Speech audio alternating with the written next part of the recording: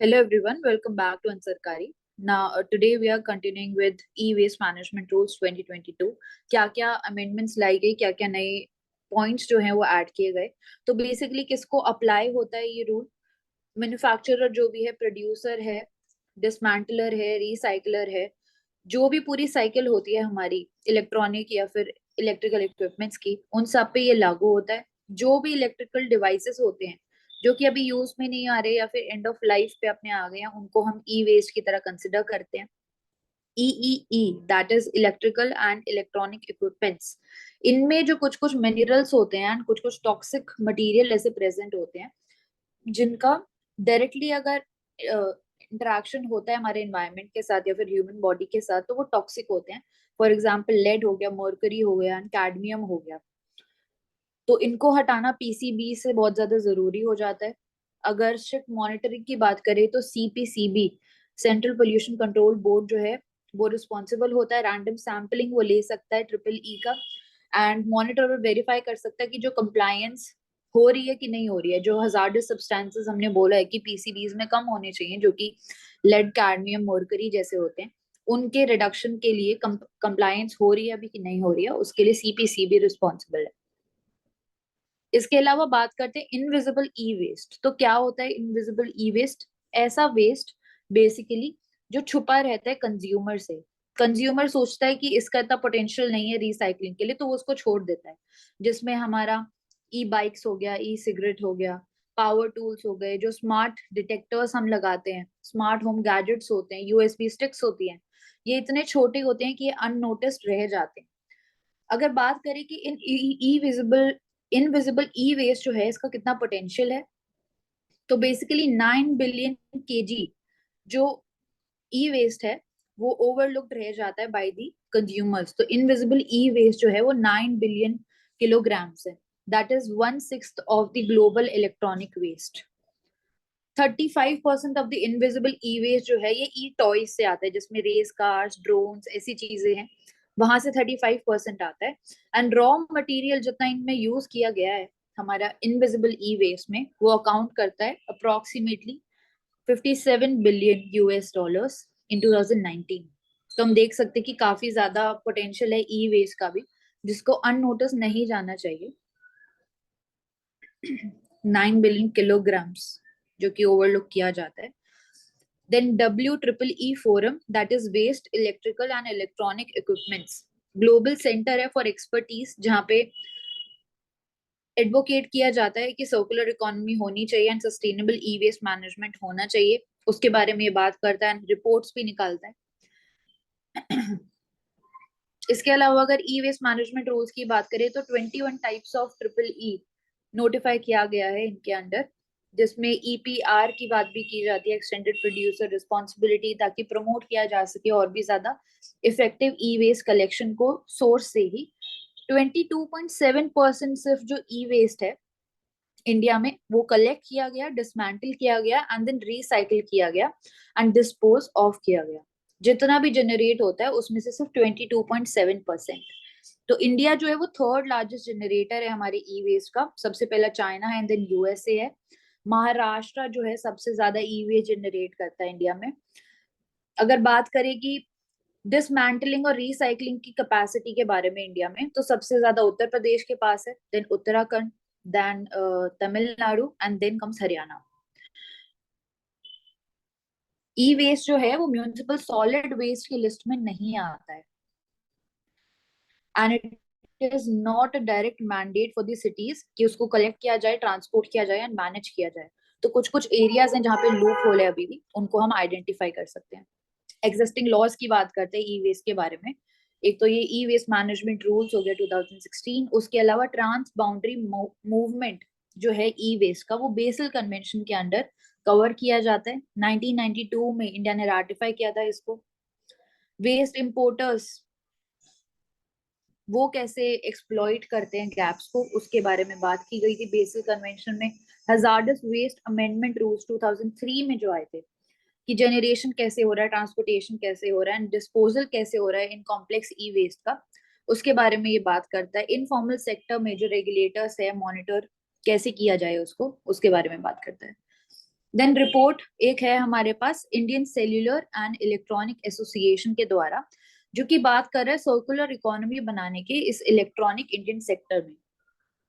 तो ये हाईलाइट करता है कि अर्जेंट नीड है हमें कि ई वेस्ट मैनेजमेंट जो हमारा है उसको हम रीथिंक करें, एंड उसके अलावा जो लूप होल्स हैं उसको हम कैसे अपॉर्चुनिटीज में कन्वर्ट कर सकते हैं। इसके अलावा अगर ऐसा हम करते हैं तो एडिशनल $7 बिलियन मार्केट अपॉर्चुनिटी हम क्रिएट कर सकते हैं सिर्फ ई वेस्ट मैनेजमेंट से।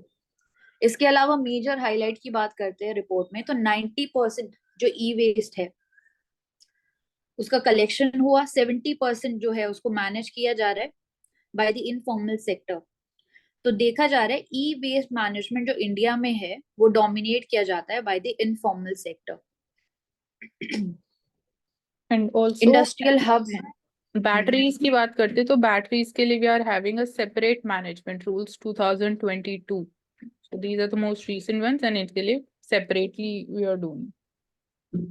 ओके, एंड ई वेस्ट में मुरादाबाद की सिर्फ अगर बात, बैटरी नहीं है, बाकी सब है। ई वेस्ट बैटरी जैसे नहीं है। हाँ, इसमें इसमें बैटरी नहीं है, बैटरी का अलग से मानसी नहीं बोला, अलग से रूल है। वैसे जैसे बोलते हैं ई वेस्ट तो बैटरी ई वेस्ट होती है, बट मैनेजमेंट रूल्स उनके लिए अलग है, वो इस रूल्स के अंडर नहीं आती है। ओके, ई वेस्ट में कंसिडर किया जाता है बट रेगुलेशन के लिए अलग रूल है। डिफरेंट है, राइट। एंड इंडस्ट्रियल हब्स की बात करते हैं जैसे मुरादाबाद, तो वो स्पेशलाइज भी करते हैं हमारे पीसीबी के प्रोसेसिंग में, जिसमें कि वैल्यूएबल मटेरियल हमें मिलते हैं जैसे गोल्ड और silver. So Moradabad industrial hub. So next we have is biomedical waste. तो बायोमेडिकल वेस्ट क्या होता है एंड कैसे उसको रेगुलेट किया जाता है। Biomedical waste basically health care facilities से जो भी इन्फेक्टेड पार्ट है या फिर कोई भी लिक्विड है, सिरिंज है, वो सब बायोमेडिकल वेस्ट में हमारा आता है। एंड इसको अलग अलग कैटेगराइजेशन भी किया गया है बायोमेडिकल वेस्ट का 4 कैटेगरीज में, कलर ऑर्डर वाइज। इसमें अगर बात करते हैं टोटल वेस्ट जितना भी जनरेट हो रहा है उसमें से 10 to 15% जो हमारा हेल्थ केयर फैसिलिटीज से आता है। एंड इसको रेगुलेट करने के लिए बायोमेडिकल वेस्ट मैनेजमेंट रूल्स है हमारे पास 2016। बायोलॉजिकली एंड हेल्थ वाइज अगर बात करें, जैसा कि कोविड-19 में भी हाईलाइट किया गया था, इसका डिस्पोजल सही तरीके से होना बहुत जरूरी हो जाता है, जिसके लिए सेंट्रल लेवल पे बात करें तो सीपीसीबी जो है स्ट्रिक्ट कंप्लायंस के बारे में देखता है, साइंटिफिक डिस्पोजल हो रहा है कि नहीं हो रहा है उसको ओवरलुक करता है। स्टेट लेवल पे चीफ सेक्रेटरी है जो स्टेट या फिर यूटीज के, वो कंप्लायंस हो रहा है कि नहीं हो रहा है, ऑथराइजेशन हो रहा है, उसको ओवरसी करते हैं। डिस्ट्रिक्ट लेवल पे जो डिस्ट्रिक्ट मजिस्ट्रेट्स होते हैं वो चलते हैं इन अकॉर्डेंस विद दी जो भी डिस्ट्रिक्ट एनवायरमेंटल प्लान्स हैं एंड उसके अकॉर्डिंगली वो कंप्लायंस को चेक करते हैं। सेग्रीगेशन होना बहुत ज्यादा जरूरी है कि जनरल वेस्ट जो है उसके साथ ये मिक्स ना हो। एंड कोविड-19 में जैसे हमने देखा कि जनरल गार्बेज आता है, मतलब सोर्स से ही अलग अलग उसको सेग्रीगेट नहीं किया जाता, तो वो एक प्रॉब्लम क्रिएट करता है हमारे लिए। इसमें अगर बात करें तो जो ब्लड डोनेशन कैंप्स हैं, पहले सिर्फ जो हॉस्पिटल्स थे उनको इंक्लूड किया गया था, बट सर्जिकल कैंप्स हैं, वैक्सीनेशन कैंप्स हैं, ब्लड डोनेशन कैंप्स हैं, उनको भी इंक्लूड किया गया है कि उनका भी जो बायोमेडिकल वेस्ट डिस्पोजल है उसको भी रेगुलेट किया जाना चाहिए। फेजिंग आउट की बात करते हैं कुछ कुछ चीजों की, जिसमें एक तो ब्लड बैग्स आता है जो कि 2016 के हमारे रूल्स आए हैं, उसके अंडर ये इन सारी चीजों की बात की जाती है, जिसमें कि क्लोरीनेटेड प्लास्टिक बैग्स है, ग्लव्स है, ब्लड बैग्स है, इनको फेज आउट किया जाए with in the 2 years।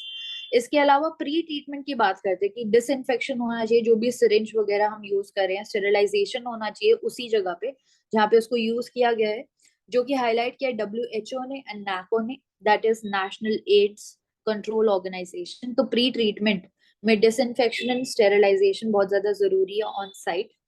Categorisation की अगर बात करते हैं, बायोमेडिकल वेस्ट जो है, बायोमेडिकल वेस्ट मैनेजमेंट रूल्स 2016, उसने कैटेगराइज किया है बायोमेडिकल वेस्ट को 4 कैटेगरीज में। पहला है yellow category, then red category, then white and then blue. तो येलो में क्या क्या आता है? येलो कैटेगरी में बेसिकली ह्यूमन वेस्ट या फिर एनिमल वेस्ट, जिसमें ह्यूमन टिश्यू हो गया, ऑर्गन हो गया, डिफरेंट बॉडी पार्ट्स, फीटस, ये सब आ जाएगा, both of humans and both of animals। इसके बाद सॉइल्ड वेस्ट, जैसे ड्रेसिंग हो रही है या फिर प्लास्टर कार्ड्स है, कास्ट है या फिर कॉटन स्वॉप्स जो भी यूज हो रहे हैं ऑपरेशन के टाइम पे, ट्रीटमेंट के टाइम पे, वो सब आ जाएंगे। एंटीबायोटिक्स है जिसको डिस्कार्ड कर दिया गया है, वो सब आ जाएंगे। केमिकल वेस्ट भी आएगा, जो भी डिसइंफेक्टेंट्स है जो कि अब यूज के नहीं है, केमिकल लिक्विड वेस्ट में आ जाएगा। एक्सरे फिल्म लिक्विड जो यूज किया जाता है, फॉर्मेलिन, इन्फेक्टेड सेरेक्शंस या फिर जो भी क्लीनिंग के लिए भी यूज किया जाता है हॉस्पिटल्स में, वो भी इसी में इंक्लूडेड है। माइक्रोबायोलॉजी, बायोटेक्नोलॉजी, उससे भी जो वेस्ट क्रिएट हो रहा है हमारा, वो सब येलो कैटेगरी में आता है। इसके बाद रेड कैटेगरी की बात करते हैं तो बॉटल्स हो गया, ट्यूब्स हो गया, या फिर urine bag, syringes, but syringes without the needle, वो सब रेड कैटेगरी में आ जाता है। इसके अलावा व्हाइट कैटेगरी जहाँ पे मेटल नीडल्स आ जाता है, सिरिंजेस, या फिर इसके अलावा बर्नर है, स्कैल्पल है, जो भी सारी चीजें ऑपरेशन के टाइम पे यूज होती है, ट्रीटमेंट में यूज होती हैं, शार्प होती हैं, मेटल वाली होती हैं, वो व्हाइट कैटेगरी में आ जाती हैं। इसके अलावा ब्लू कैटेगरी में जो भी टूटी हुई है, डिस्कार्डेड कॉन्टामिनेटेड ग्लास है जैसे, वो सब हमारा ब्लू कैटेगरी में आता है। तो ये 4 कैटेगरी बायोमेडिकल मैनेजमेंट रूल्स ने बनाई थी। पहले की बात करते हैं तो 10 से 11 कैटेगरीज पहले हुआ करती थी, उसको रिड्यूस करके 4 कैटेगरीज बना दी गया। If anyone would like to add anything else? नहीं करो ना, you can move forward. Okay, so now we have international organisations जो कि ई वेस्ट के लिए इंपॉर्टेंट हो जाती हैं, बाकी वेस्ट के लिए भी। तो ट्रिपल कॉप्स की बात करें तो 3 इसमें कन्वेंशन आए, बेसल, रॉटरडैम एंड स्टॉकहोम। तो बेसल जो है वो बेसिकली हैजार्डस वेस्ट, उसका ट्रांसबाउंडरी मूवमेंट कैसा हो रहा है, उसके बारे में बात करता है। 1992 में आया। रॉटरडैम कन्वेंशन जो है लीगली बाइंडिंग है। पेस्टिसाइड्स एंड इंडस्ट्रियल केमिकल जो यूज किए जा रहे हैं उसके बारे में बात करते हैं, उसकी मैन्युफैक्चरिंग, प्रोसेसिंग, यूज कितना हो रहा है, क्या स्टैंडर्ड्स होनी चाहिए। स्टॉकहोम कन्वेंशन हमने बात की ऑलरेडी की पीओपीज के बारे में बात करता है। इसके अलावा इक्विपमेंट्स जो हैं उनका क्लीनअप, स्टॉक पाइल्स का क्लीनअप, सेफर ऑल्टरनेटिव्स क्या हो सकते हैं पीओपीज के, उसके बारे में। बेसल कन्वेंशन की बात करते हैं तो देखा हमने ट्रांसबाउंडरी मूवमेंट को कंट्रोल करता है ये। इसके अलावा मैनेजमेंट कैसे हो रहा है, ई वेस्ट जो है उसका मिनिमाइजेशन कैसे हो, वेस्ट डिस्पोजल कैसे होना चाहिए, जनरेशन कैसे हो रहा है, उन सारी चीजों के ऊपर ये इसका पर्व्यू आता है। नायरोबी डिक्लेरेशन की बात करें तो बेसल कन्वेंशन के अंडर ये आया। And environmental sound management e waste का कैसे होए, उसके ऊपर ये प्लान बना रहा है। रॉटरडैम कन्वेंशन की बात करते हैं। प्रायर इन्फॉर्म कंसेंट प्रोसीजर कैसे होना चाहिए, हमारे जो केमिकल यूज किया जा रहा है, पेस्टिसाइड यूज किया जा रहा है इंटरनेशनल ट्रेड में, उसके क्या स्टैंडर्ड्स होने चाहिए, कैसे उसकी सेफ हैंडलिंग हम कर पाएंगे, किस चीज पे रिस्ट्रिक्शन और बैन होना चाहिए, उसको ये डिसाइड करता है, ताकि ह्यूमन हेल्थ और जो इन्वायरमेंट है उसको पोटेंशियल हार्म से हम बचा पाए। फिर आते हैं मॉन्ट्रियल प्रोटोकॉल। ओजोन डिप्लेशन की बात, ओजोन डिप्लीटिंग सब्सटेंसेस की बात करता है, जिसमें क्लोरोफ्लोरोकार्बन्स आ गया या फिर हाइड्रोक्लोरोकार्बन्स आ गया, एंड बाकी ओजोन डिप्लीटिंग सब्सटेंसेस भी आ गए जिसको रेफ्रिजरेंट्स में यूज किया जाता है। तो उनका कैसे मैनेजमेंट हो एंड कब तक उसको फेज आउट करना है, आप एक बार इसको स्पेसिफाई कर देना मॉन्ट्रियल प्रोटोकॉल के बारे में। उसके बारे में ये बात करते हैं। देन यूएनएफसीसीसी जो कि United Nations framework on convention on the climate change की बात करता है। ई वेस्ट, जिससे जो हमने देखा कि बहुत सारे हार्मफुल केमिकल्स भी हैं, जिसमें मर्करी आ गया, कैडमियम आ गया, उसका एक्सपोजर जब होता है तो वो कैसे होना चाहिए, एंड वेस्ट पिकर्स जो है इंडिया में उनको कैसे ट्रेन करना चाहिए कि ये इलेक्ट्रॉनिक वेस्ट है, इसका सेग्रीगेशन अलग होना चाहिए, सेफ डिस्पोजल होना चाहिए, ताकि रिसाइकलिंग जब हम करने जाएं तो इजी हो जाए हमारे लिए एंड हमें ऑलरेडी सेग्रीगेटेड वेस्ट मिले। Then Durban declaration 2009 African regional platform है, बेसिकली फोरम है जिसमें ई वेस्ट उसको कैसे रेगुलेट किया जाए। कंट्रीज जो हैं अपनी एग्जिस्टेड जो लेजिस्लेशन है उसको रिव्यू कर सकती हैं, उसका कंप्लायंस और कैसे इंप्रूव कर सकती हैं, जो भी एग्जिस्टिंग हमारे मैनेजमेंट रूल्स हैं उसके लिए। देन आता है मारपोल जो कि that stands for international convention for prevention of pollution from ships. तो जो भी बल्क में हम सब्सटेंसेस कैरी करते हैं, जो कि काफी ज्यादा लिक्विड सब्सटेंसेस भी कई बार होती हैं, हार्मफुल सब्सटेंसेस भी होती है, सी ट्रेड के थ्रू कैरी किया जाता है पैकेज्ड फॉर्म में,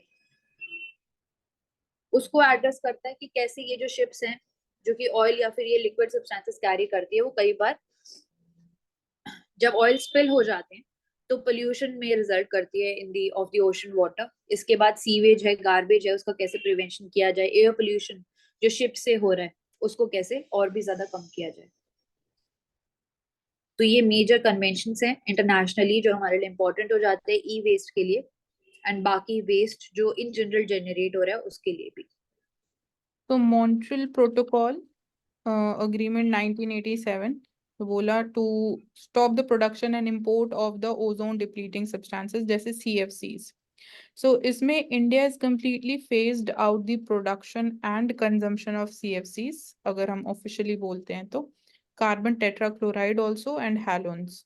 तो इसमें अगर हम बात करते हैं CFCs, so CFCs which are known as ozone depleting substances कहाँ कहाँ पे दे आर यूज्ड, तो रेफ्रिजरेशन में, फ्रिजेस सबकी हम बात करते हैं। सेकेंड, प्लास्टिक फॉर्म्स मेकिंग, इसमें यूज किए जाते हैं CFCs, they are used as pressurizing agents in aerosol cans and as cleaning agent for the electronic products. So एक ये है कि ट्यूबलेस टायर इंडस्ट्री में यूज नहीं होता है CFCs।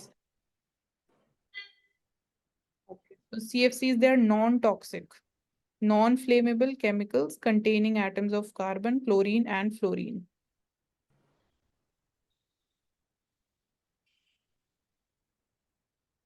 ओके, इसके अलावा अगर बात करते हैं इंडिया कितना वेस्ट जनरेट करता है, तो 62 मिलियन टन्स ऑफ वेस्ट हर ईयर इंडिया जनरेट करता है, जिसमें से 4% solid waste, then plastic waste, e waste, ये सब आता है। इसके अलावा अगर बात करते हैं इंडिया में स्वच्छ भारत उन्नत भारत अभियान, उसका बहुत ज्यादा इंपॉर्टेंट रोल आ जाता है। इसके अलावा solid waste management rules 2016, plastic waste management rules, e waste management rules जिनकी हमने बात भी की।